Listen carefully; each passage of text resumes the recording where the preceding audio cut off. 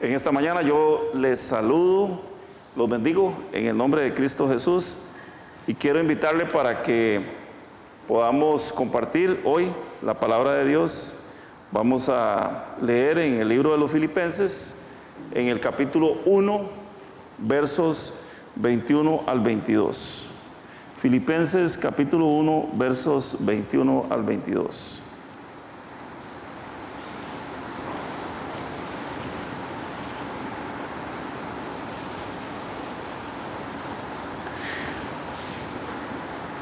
Dice la palabra del Señor: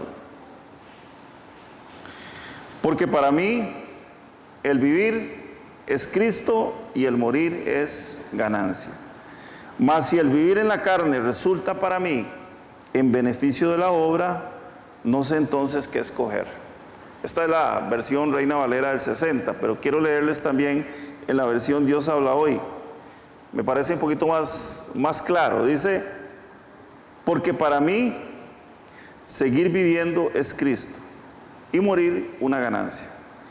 Y si el seguir viviendo en este cuerpo, mi trabajo puede producir tanto fruto, entonces no sé qué escoger.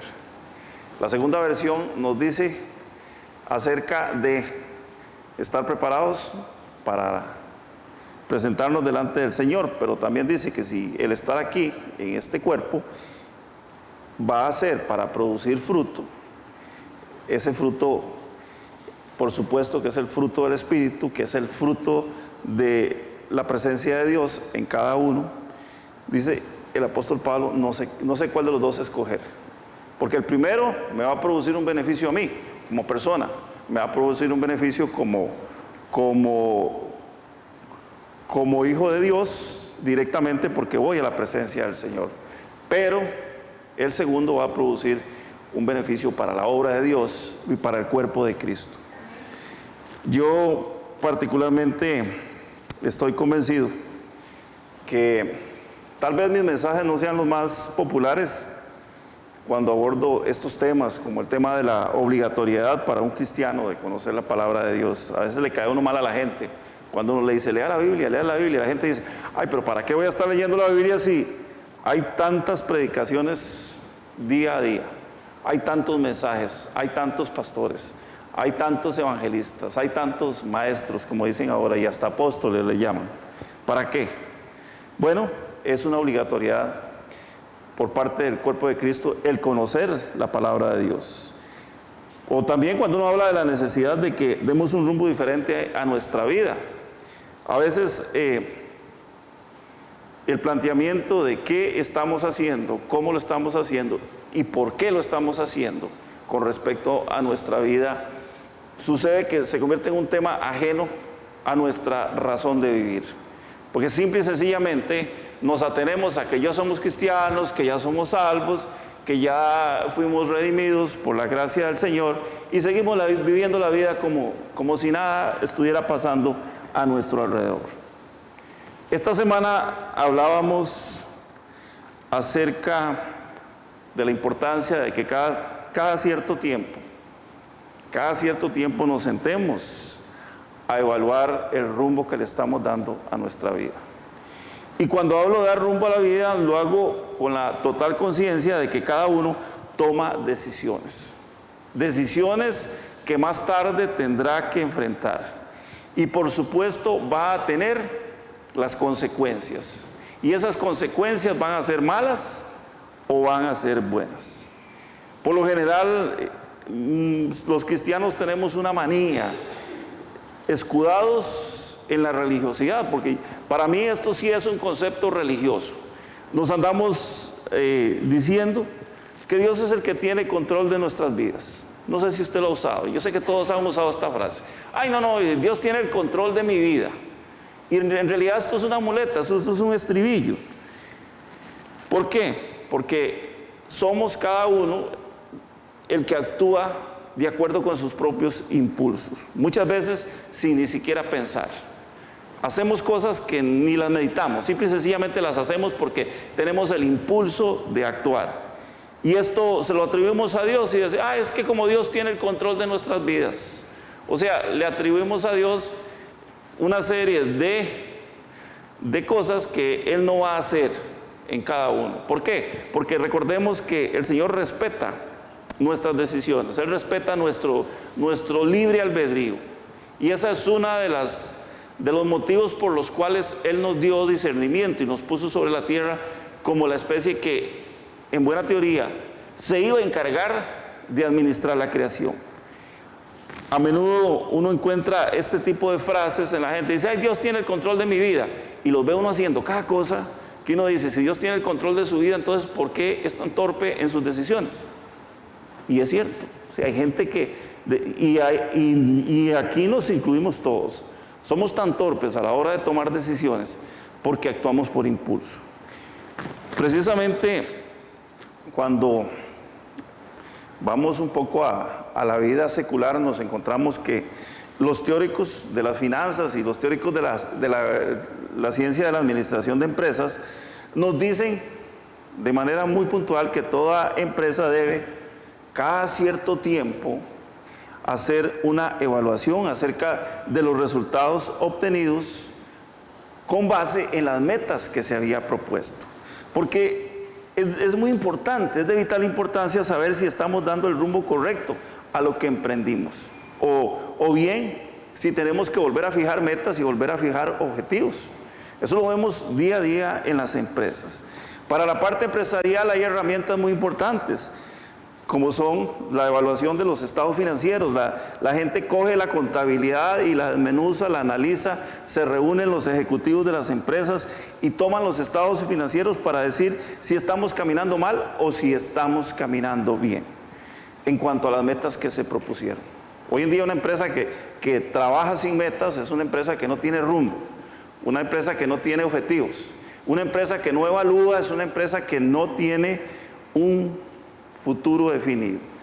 Pero así, de esta manera es que cuando las cosas no andan bien, como pensábamos que iba a suceder, la gente se sienta a revisar, la gente se sienta a hacer un análisis de qué es lo que está pasando.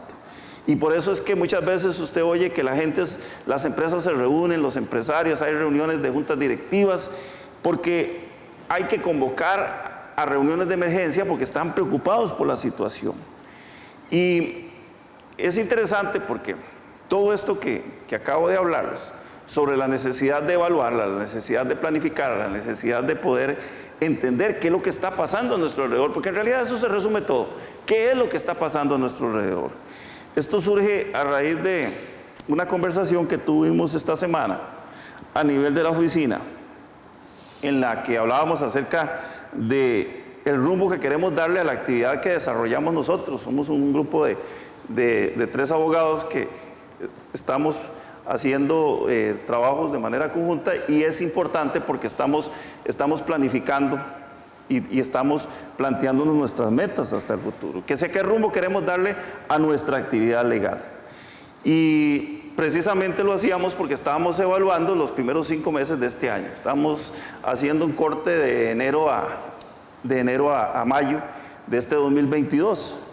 Y después de todo lo que conversamos, después de haber fijado nuevamente metas, las respectivas metas, yo pensaba, ¿y qué pasa con nuestra vida espiritual? ¿Y qué pasa con nuestra vida de cristianos? Particularmente llegué a la conclusión acerca de que los cristianos vemos y nos preocupamos siempre por lo que es la parte económica de nuestra vida, pero muy pocas veces nos preocupamos por nuestra vida espiritual.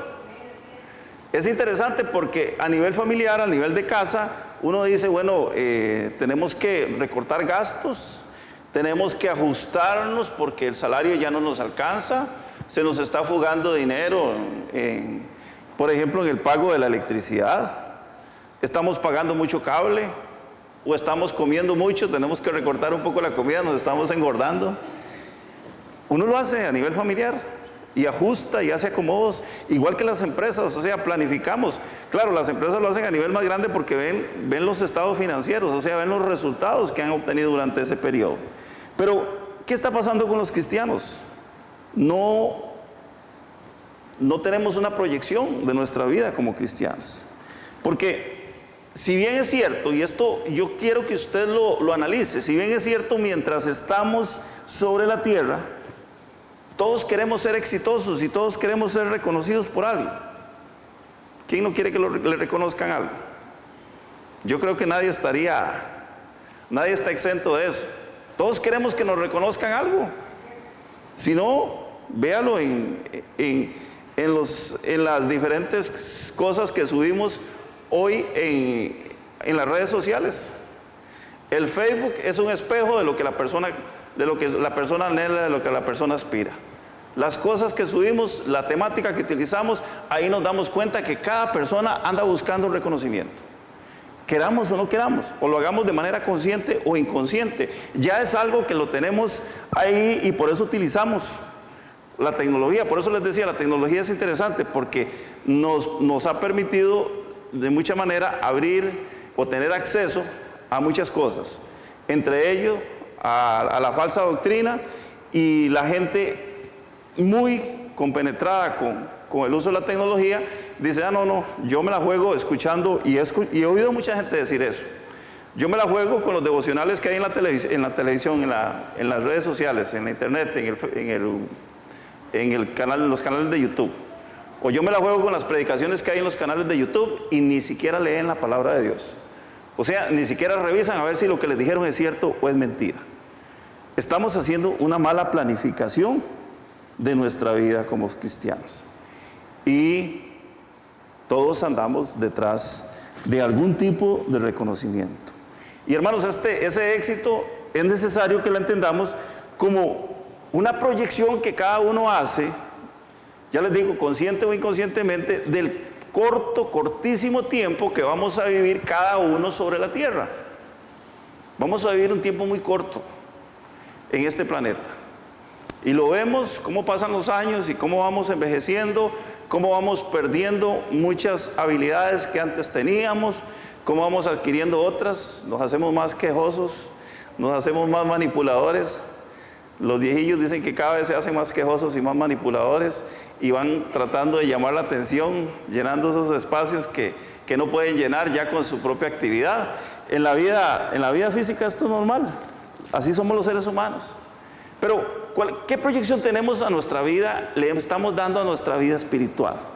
Cuando uno lee, por ejemplo, el mensaje que escribe el apóstol Pablo, él escribe a la iglesia de Tesalónica y manifiesta algo muy importante. Le dice que la vida y la muerte son cuestiones, pues, básicamente relativas. No, perdón, estoy bateando. No es la iglesia de Tesalónica, estamos con el pasaje a Filipenses, ¿verdad? Cuando Pablo le escribe a ellos, les dice que la muerte para él es ganar. La muerte para él es ganar. Y en este momento nos paran a cada uno de nosotros aquí al frente y nos hacen esa pregunta. Yo pienso que nos van a tomar por sorpresa. ¿Usted desearía morirse? ¿Qué respondemos? Uy, no, qué lindo que es la vida, con lo linda que es la vida, con lo que me falta, decimos, con lo que nos falta. Y es la misma pregunta que nos hace cuando decimos, todos estamos preparados para que Cristo venga a llevarnos. Algunos dicen, amén, porque la verdad es que no estamos enfocados en eso, no estamos enfocados en el reino de los cielos, estamos buscando, la mayoría de las veces, el reconocimiento del mundo. Pablo dice que la muerte para él es ganancia. Inmediatamente cualquiera que no sepa quién fue el apóstol Pablo podría pensar que este señor sencillamente era un don nadie, porque decía, yo prefiero morirme, como dice la gente, uy, me quiero morir. ¿Y por qué dice que se quieren morir? Porque están en una situación muy dura y ya no quieren seguirla pasando, ¿verdad? Los seres humanos por lo general somos así. Mientras la vida es color de rosa, nuestra existencia es color de rosa, pero cuando todo se nos vuelve al revés, entonces la mayoría piensa que se quiere morir. De hecho, ustedes ven que los suicidios se dan por esas cosas, porque la gente cree o piensa que ya nada tiene sentido, nada tiene ningún valor. Precisamente eso es lo que pasa. El apóstol Pablo dice esto y uno dice, bueno, Si no conocemos al apóstol Pablo, cualquiera podía pensar que era uno de esos que decía, me quiero morir, porque la estoy viendo muy fea. Resulta que Saulo de Tarso, como originalmente se llamó el apóstol Pablo, era una persona que había tenido mucho éxito en la vida. Precisamente él estaba en lo más alto de su carrera. La biografía de Pablo estaba llena de sucesos muy importantes que lo habían promocionado hasta el punto de que era una persona de gran confianza en el Sanedrín. ¿Qué era el Sanedrín? El Sanedrín era el máximo tribunal judío, el que juzgaba las situaciones, el que decía incluso cuestiones que tenían que ver con la aplicación de la ley. El Sanedrín era el consejo de ancianos, o era el tribunal conformado por personas mayores. Pablo era tan importante que incluso a él le tenían mucha confianza. Siendo un joven, él tenía participación muchas veces, o era tomado en cuenta por el Sanedrín. La gente habla muchas cosas raras y dice que Pablo era un rabino, que Pablo era un miembro del Sanedrín, pero en realidad no, pareciera ser que no, que él nunca fue ni rabino, o sea, nunca fue ni maestro ni miembro del Sanedrín, por la edad corta que él tenía. Él era muy influyente hasta el punto que tenía licencia, y aquí interesante esto, era tan importante y tan influyente que llegó a tener licencia para salir a cazar cristianos. Él era un cazador de cristianos. ¿Ustedes sabían eso? Salía a cazarlos como si fueran animales. A los que practicaban, a los que hablaban acerca de Cristo, los que estaban practicando el cristianismo en ese momento muy incipiente, él salía a cazarlos y los metía a la cárcel. Y quién sabe si algo más. Además, él gozaba de dos nacionalidades. El apóstol Pablo era judío y era romano a la vez. Otra cosa que es importante dentro de la biografía de Pablo es que él tenía un oficio. Él tenía un oficio que era el oficio de fabricar tiendas.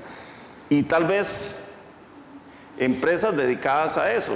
Un ejemplo de ellos lo encontramos en el libro de los Hechos, en el capítulo 18, versos del 1 al 3.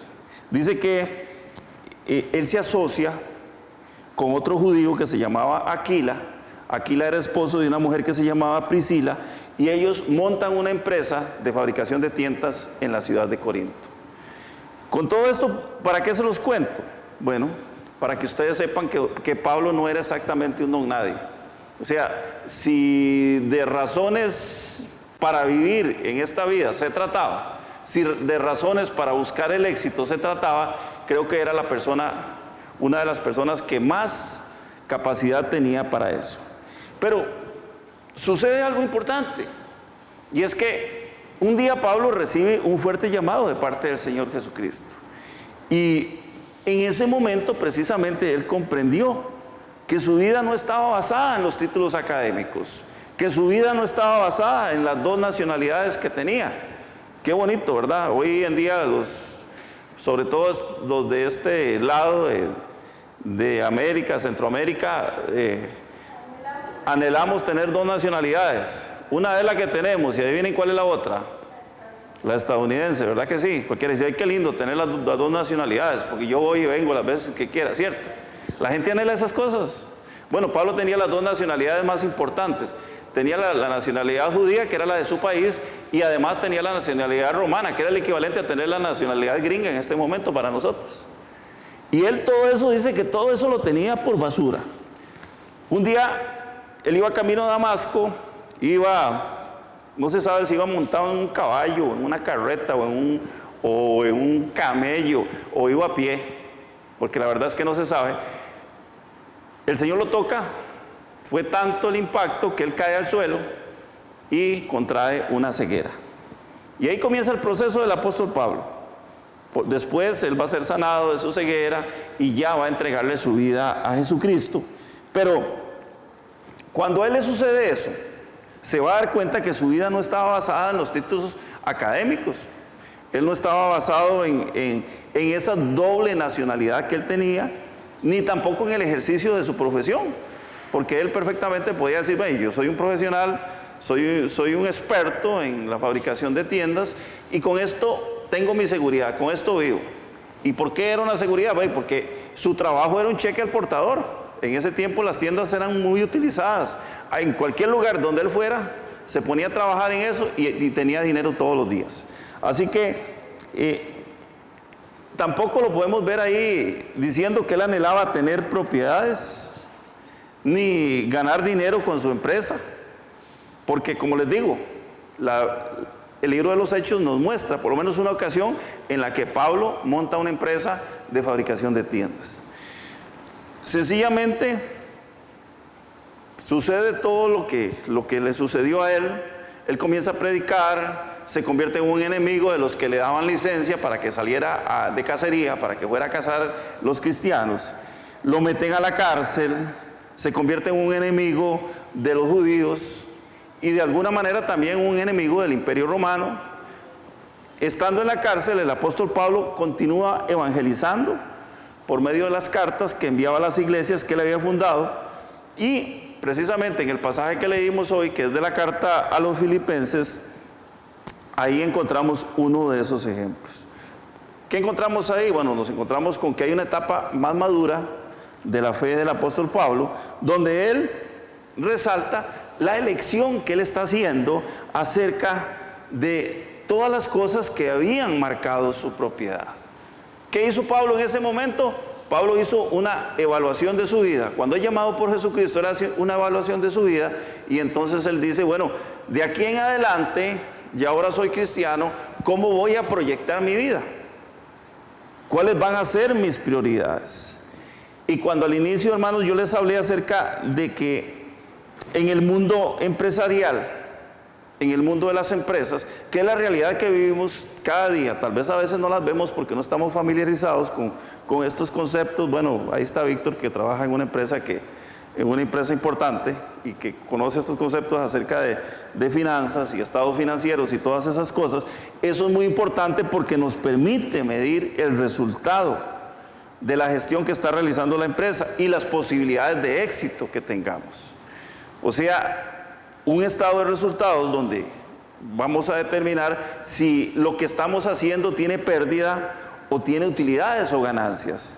Inmediatamente al leerlos, al verlos, las empresas encienden una alarma, y es una alarma que nos hace pensar o que hace pensar a los directores sobre las posibles soluciones o medidas que se deben implementar. Pero, ¿qué pasa cuando en nuestra vida espiritual, a pesar de que nos damos cuenta muchas veces de que estamos en el suelo, o tal vez no nos damos cuenta? ¿Cómo hacemos para evaluar esos resultados? ¿Cuáles son esos estados financieros que deberíamos leer para poder determinar si las cosas andan bien o andan mal? ¿Cuáles son? ¿Cuál es el parámetro que tenemos para decir, bueno, yo definitivamente soy cristiano, pero ¿qué clase de cristiano soy? ¿Qué clase de cristiano somos? El cristiano que está feliz y seguro cuando tiene dinero en su bolsa, en su bolsillo. El cristiano que está feliz y seguro cuando sabe que tiene su casa propia, que no tiene que pagar alquiler. O el cristiano que tiene por prioridad única y exclusivamente a Cristo. ¿Dónde están nuestras prioridades? Veamos nuevamente lo que nos dice el apóstol Pablo precisamente en el capítulo 1 de Filipenses, los versos que leímos, 21 y 22. Dice, porque para mí seguir viviendo es Cristo. Seguir viviendo es Cristo. ¿Cuál es la elección que él toma? ¿Cuál es la proyección que él toma a partir del momento en que es llamado por el Señor? Su prioridad son las tiendas. Su prioridad son los dos o tres idiomas que él hablaba en ese tiempo. Su prioridad es la doble nacionalidad, los dos pasaportes, digámoslo así, para que nos entendamos. El gran conocimiento que él tenía, porque él era un erudito, era un hombre que tenía mucha familiaridad con las ciencias y las artes que estaban muy en boga en ese tiempo, precisamente en Grecia. Dice, no, para mí seguir viviendo es Cristo. O sea, si Dios me permite vivir un día más, voy a vivir por Cristo, para Cristo. Cuando nos levantamos en la mañana y pensamos, ¿cuál es la prioridad mía? ¿Qué voy a hacer? ¿Cuál es mi razón de vivir? ¿En qué pensamos? Honestamente. ¿En qué estamos pensando los cristianos? Porque dice el apóstol Pablo, para mí seguir viviendo es Cristo y morir es una ganancia. Es lo mejor que me podría pasar. Pero no porque me esté deseando morir, no porque esté, como decimos nosotros, harto de la vida o obstinado de vivir. No, porque para mí ir a la presencia de Dios es lo mejor que me puede pasar en este momento. Dice el verso 22, y si al seguir viviendo en este mundo, mi trabajo, óigalo bien, si al seguir viviendo en este mundo, mi trabajo puede producir tanto fruto, entonces no sé qué escoger. ¿Por qué? Porque sería capaz de sacrificar mi seguridad, sería capaz de sacrificar mi estabilidad espiritual, llamémoslo así, o mi total certeza de que si cierro los ojos en este momento y el Señor me llama a su presencia, voy a estar delante de su presencia en un instante, o seguir trabajando para la obra del Señor. Yo sé que muchos estarán pensando, y es lógico, porque cualquiera podría decir, podría pensar, pero yo nunca me podré comparar con el apóstol Pablo. ¿Se imagina usted comparándose con el apóstol Pablo? Yo nunca me podría comparar con él. Yo no soy apóstol, no he fundado iglesias, no soy predicador y tampoco estoy en la cárcel. ¿Será que así nos podemos comparar?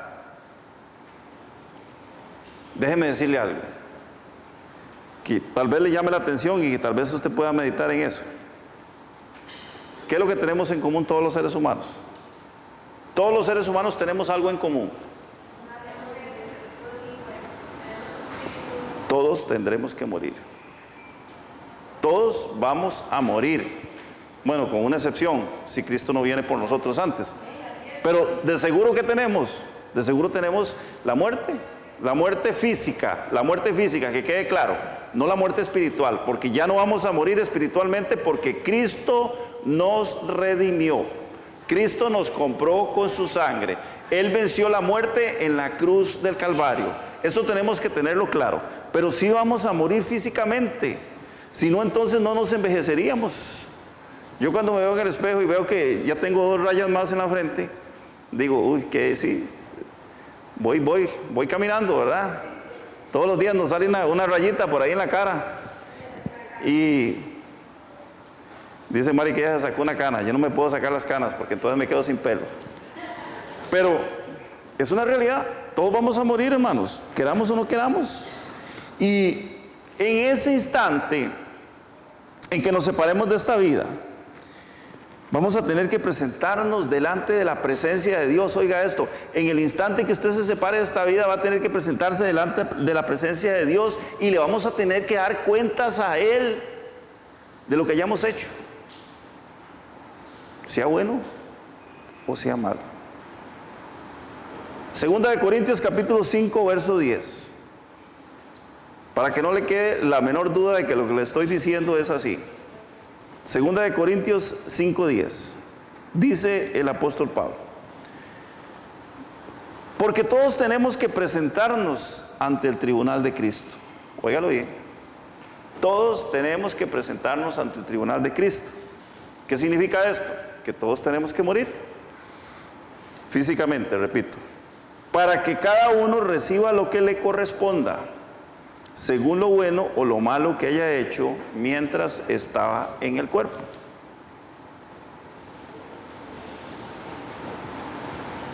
¿Hemos pensado en eso alguna vez? Vamos a presentarnos delante del Señor en el momento en que seamos llamados. Bueno, entonces, ¿qué hacemos? ¿Qué pasa? Ante tal realidad, porque esto es una realidad, es donde cobra importancia el tema que hemos venido hablando hoy. ¿De qué hemos venido hablando hoy? Que nunca nos hemos tomado el tiempo, nunca nos hemos tomado en serio para analizar, para evaluar nuestros estados financieros, los estados financieros de nuestra vida cristiana. Nunca la hemos evaluado, nunca la hemos revisado. Quizá porque durante mucho tiempo hemos tenido ese balance de situación. Después de ver el balance de situación me dice, la empresa durante este periodo ganó tanto, se obtuvieron tantos bienes, los famosos activos y pasivos. Ahí es donde podemos darnos cuenta cómo estamos, si realmente estamos caminando bien o estamos caminando mal. El éxito que tenemos como administradores. Pues bueno, los estados financieros de nuestra vida cristiana, quizá durante mucho tiempo hemos tenido un balance de situación con números rojos y no nos estamos dando cuenta. ¿Cómo está nuestra situación delante del Señor? Muy pocas veces nos preguntamos, no sé si ustedes lo hacen, a veces lo hacemos, y a veces mi esposa y yo nos sentamos a hablar sobre ese tema, ¿verdad? ¿Cómo estamos haciendo las cosas en nuestra vida cristiana? ¿Será que realmente estamos bajo la voluntad de Dios? Esa es la preguntilla que nos hacemos, ¿verdad? ¿Será que realmente Dios está respaldando lo que estamos haciendo? Y es una lucha constante, es una lucha de todos los días, de creer y nunca dejar de creer, porque en el momento que dejamos de creer, todo se nos derrumba, todo se nos desmorona. ¿Y nuestros números cómo están? ¿Están positivos o están en rojo? Pablo sabía que si él moría iba a tener una ganancia. ¿Por qué? Porque inmediatamente iba a estar reuniéndose con el Señor. Pero también él sabía que si él seguía viviendo, su trabajo iba a producir mucho fruto. Y entonces ahí era donde él decía, bueno, yo no sé qué escoger, cuál de las dos cosas escoger. Hermanos, no sé hasta dónde podemos cada uno sentarnos a pensar acerca de la importancia de estas palabras del apóstol Pablo. Porque cualquiera diría, ay, qué lindo, él era muy espiritual y decía, ay, yo quiero morirme para ir a la presencia de Dios. ¿Qué pensarían? ¿Qué pensarían ustedes si les dijera? ¿Qué pensarían ustedes si les dijera, arregle todo porque le queda poco tiempo?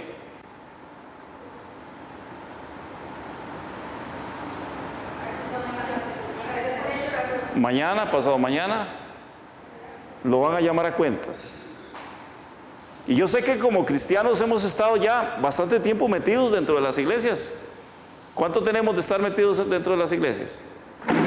Ya llevamos años, ya décadas. Son décadas de estar metidos dentro de una iglesia. Pero eso no es suficiente, eso no basta. Eso no es suficiente, hermanos. El Señor nos exhorta a través de su palabra a que llevemos fruto. ¿Qué tema ese más redundante, verdad? Cuando hablamos del fruto. Y lo hablamos a menudo en nuestras reuniones. Yo les digo, tenemos que llevar fruto, hermanos. Tenemos que llevar fruto. ¿Y cuál es el fruto que tenemos que llevar? Y todos me dicen, el fruto del Espíritu. Eso está en Gálatas 5, 22 y 23. Más el fruto del Espíritu es, y lo recitamos. Hace tiempo que venimos hablando acerca de eso. La exhortación, hermanos, cada día tiene que estar encaminada para que no dejemos de lado la verdad que ya sabemos. Ninguna cosa es más importante, óigalo bien, ninguna cosa es más importante que nuestro viaje a la eternidad. Quédese lo que se quede, porque todo se va a quedar. Cuando nos vayamos de aquí, todo, absolutamente todo se va a quedar. Hasta el cuerpillo que tanto queremos. Las arrugas que se nos están haciendo ahí se van a quedar, por dicha. Porque cada vez, entre más viejos, más arrugados vamos a estar, ¿verdad, Víctor? Ahí vamos, ¿no? Víctor está muy joven todavía. Víctor no tiene arrugas. Pero ahí vamos, poco a poco, ¿verdad? Ninguna cosa, hermanos, ninguna cosa, entienda esto, metas esto en la cabeza. Ninguna cosa es más importante que la eternidad. El tiempo que nos queda, yo sé que el tiempo que nos queda es muy poco. Aunque usted vaya a vivir 80 años y los más jóvenes, los niños, tienen, la menor aquí tiene ¿qué? 7 añitos, ¿verdad? Por mucho tiempo que vayan a vivir, son 80 años, digamos 90 años. Es muy poco, hermanos, eso es demasiado poco. Así que en este tiempo importante, dediquémonos a cuidar a nuestra familia, a nuestros seres queridos, a nuestra esposa, a nuestro esposo. Y no nos afanemos absolutamente por nada, nada de lo que se va a quedar cuando muramos. Recordemos lo que nos enseñó Jesús, y quiero que busquemos todos este pasaje porque con esto quiero terminar hoy. Lucas capítulo 12, versos 16 al 21. Aquí es donde más importancia cobra precisamente el pasaje que acabamos de leer, cuando Pablo le escribe a su iglesia y les dice: el morir es ganancia y el vivir es Cristo. Lucas capítulo 12, versos 16 al 21. Es una de las famosas parábolas de Jesús. ¿Lo encontraron? Ok. Dice: entonces les contó esta parábola. Pónganle atención. Había un hombre rico cuyas tierras dieron una gran cosecha. El rico se puso a pensar: ¿qué haré? No tengo dónde guardar mis cosechas. Y se dijo: ya sé lo que voy a hacer. Derribaré mis graneros y levantaré otros más grandes para guardar en ellos toda mi cosecha y todo lo que tengo. Luego me diré. Vea qué hombre más ególatra, porque él todo pensaba, ahí todo era yo y yo.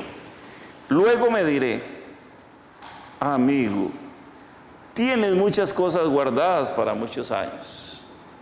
Descansa, come, bebe, goza de la vida. Pero no contaban con mi astucia, dijo el Señor. Verso 20, ¿qué dice ahí? Pero Dios, ¿qué pasó con Dios? Dios le dijo, vea lo que le dijo Dios, le dijo: necio, esta misma noche perderás la vida y lo que tienes guardado, ¿para quién será?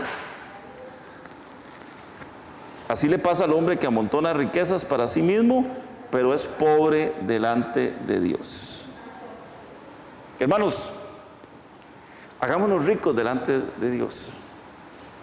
Hagámonos ricos delante del Señor. Busquemos agradarle, busquemos vivir para Él y no entreguemos nuestra vida al mundo y a las preocupaciones. Yo sé que para muchos dirán: para el pastor es muy fácil. Para el pastor es muy fácil decir que no se preocupe por nada.